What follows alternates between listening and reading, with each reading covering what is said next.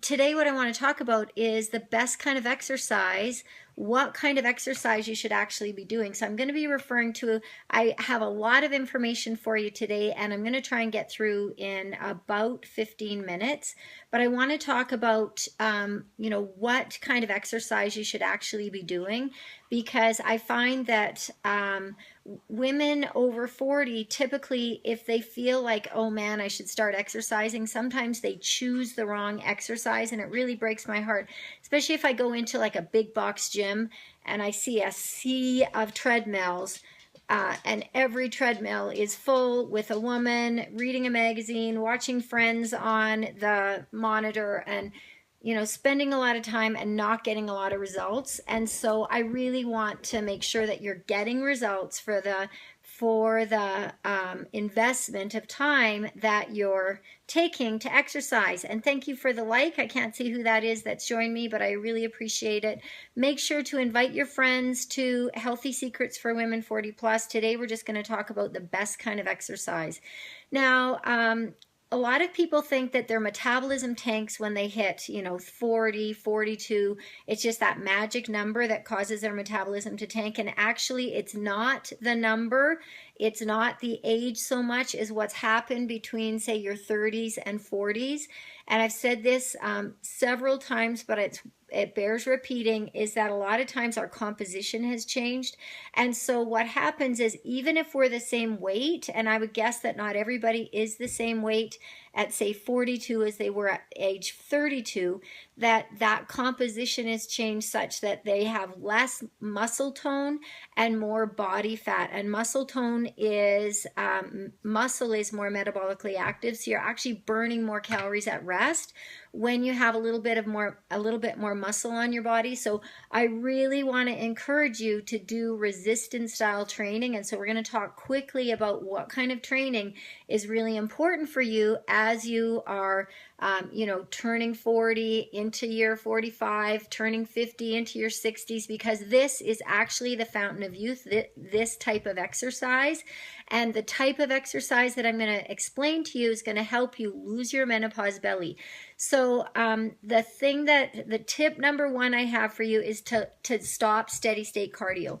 Now, by steady state cardio, I mean long and slow. Now, if that takes you to your happy place, absolutely do it, but don't think that you're going to get the body of your dreams doing long, slow jogs or marathon runs.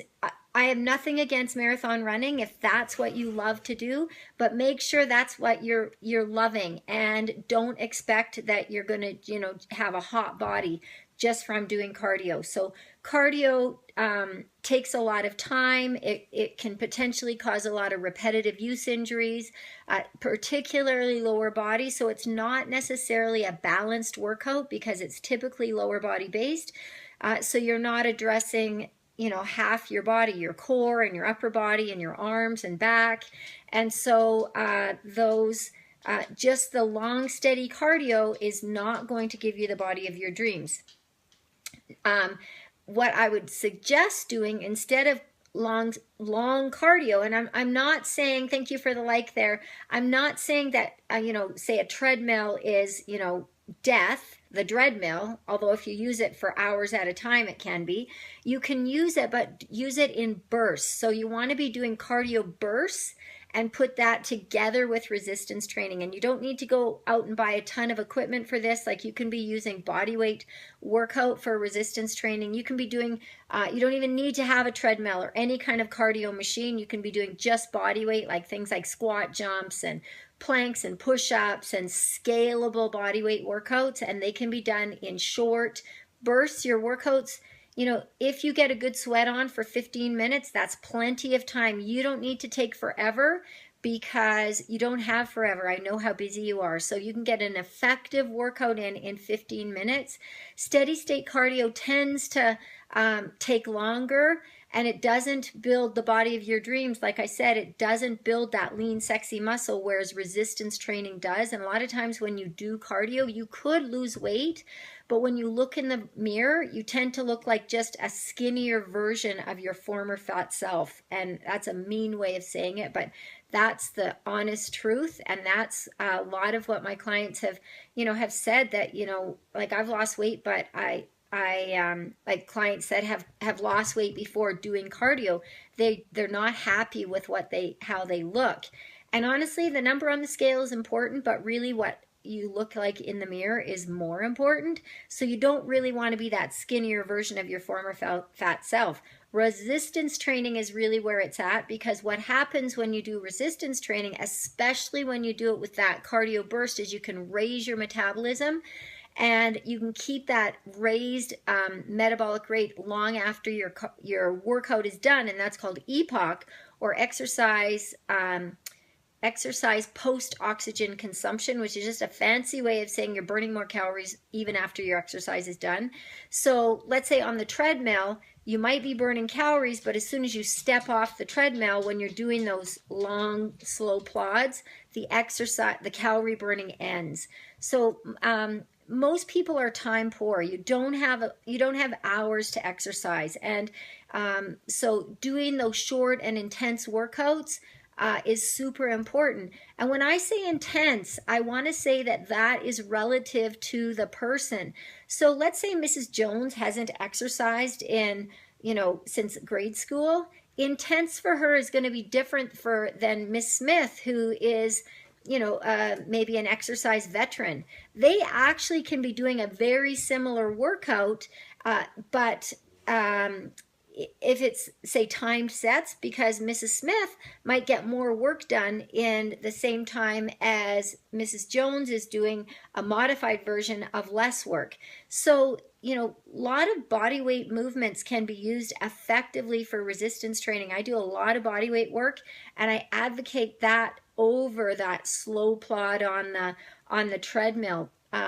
If you had 20 to 30 minutes, 3 to 4 times a week, that would be plenty, and that would be including your warm-up and cool-down, and you could get a rocking bod with that exercise protocol. You want to be doing compound movements. By compound movements, I mean things that use multiple joints and muscles, because then you're going to burn a maximum amount of calories. And when I say a compound movement, I mean things like, imagine just doing a bicep curl. Okay, you're just using your bicep. But if you're doing something like a burpee or a squat or a push-up, you're using lots more muscles, lots more joints, so you're going to be burning more calories. So consider what kind of exercise you're doing. I know that lots of us are looking to flatten our tummies and lose our menopause belly, but sit-ups will just not do it for you. You want to be doing those metabolically expensive calorie burning exercises. So things like burpees and push-ups and squats, while you might not think, oh, I'm working my abs, they actually are, because they raise your metabolism, they burn more calories, and it's the calories, the energy expended, that's going to make a much bigger difference. Thank you for the love out there. I don't actually know who's out there. I know that we're all pretty quiet on the healthy secrets for women 40 plus, but I'm trying to give you tons of great information. I know everybody talks it up after the video's done, so that's just fine. I really want to help you, to be getting results, and so that's why I come on here. Now, I want you to think about workout intensity instead of duration. So instead of, thinking I need to work out 90 minutes a day and then you barely break a sweat, you'd be better off to go 15 minutes and, be a hot mess. So it's the intensity and not the duration that counts. The other thing is that, as we age, I feel like, I'm 54 and I feel like I train very hard. I feel like I can, train the way I want, but I do need a little bit more recovery time. So you do have to listen to your body. So if you're doing those intense workouts, you might only be able to do them every second day. And it depends on the person. Some people can handle like a hot mess type workout every every single day. Some people might need a break in between. Sometimes you might be able to do 3 days in a row of hot mess, 15-minute, can't do another rep type workout, and then take a break. So it's not necessarily a one size fits all. That's why coaching is really helpful, so that you can kind of find the sweet spot for you.